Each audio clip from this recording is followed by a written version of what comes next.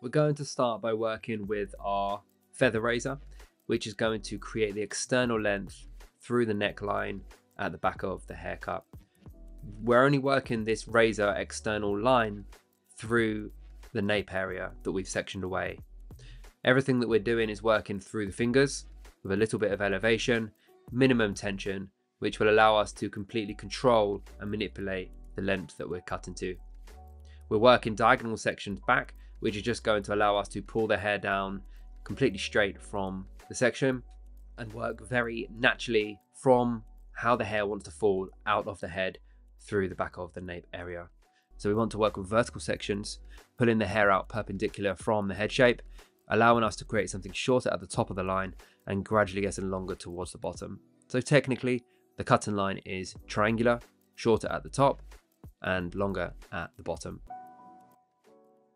Once we are happy with how the length looks around the nape and we've tapered it up with the razor to the correct length, we can now start to focus on moving into the next zones, which are going to be above the occipital bone in those curved sections, where we're now going to take a vertical section from the top of the apex zone down towards the occipital and where it starts.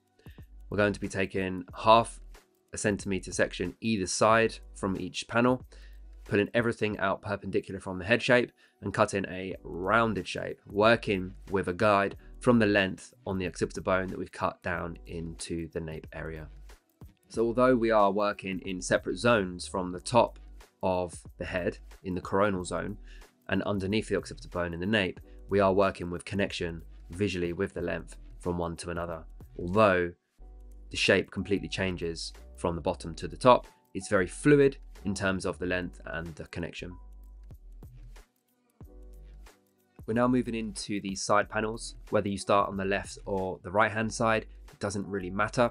We're going to be working vertically through these panels, starting from the top, taking a small area from the back as a guide from the previous section behind the ear. This will act as a small visual reference as a guide to cut from. Generally speaking, we want to work quite a square shape vertically on the side of the head, as this will take a nice bit of density and weight away from the center, retain length towards the bottom, and keep it quite flat and compact in terms of how it sits. Now we have our shape in, we can personalize the edges with, again, a feather razor, which will give a beautiful finish and result and complement the back area, which is what we've cut with the razor already. What we're doing now is pure personalization. So you could leave it as long or take it as short as you want, regarding whatever finish you want to see at the end. Once we've finished working through the external, again, we're going to start working some of our razor technique through the internal weight, just by working at a slight angle on the more vertical axes, working from the mid-length through to the ends of the hair, making sure we're using lots of clean tension through our fingers, and we can clearly see where we're working with the razor with lots of control. Be starting to choose our choice of length, which is going to be slightly disconnected from the fringe area. The shape that we're cutting is a square shape, giving me a nice compact shape through the top that will allow the client to style his hair flat or messy and textured if he wants. The connection in towards the crown area is pretty much there, but if you had to be a technical, you would say that's disconnected. But visually, you would never know or see that there's disconnection from the crown in towards the top area, as the change in length is very minimal. If you wanted, you could even round it off to connect it if that made you feel better.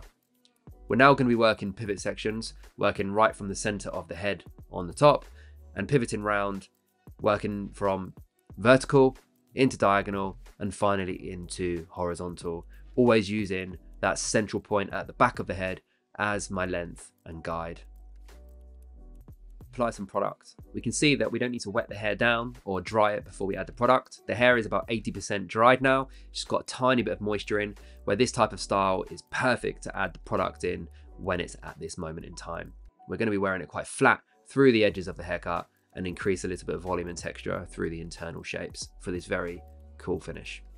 As you can see, the product really complements the look of the softness through the external shape. And as we can see, the Restyle has worked beautifully on this client's face shape, where we framed the face for this very soft, playful, moddy look. Thank you for watching this Restyle, guys. We hope that you've enjoyed it, and we'll see you on the next one.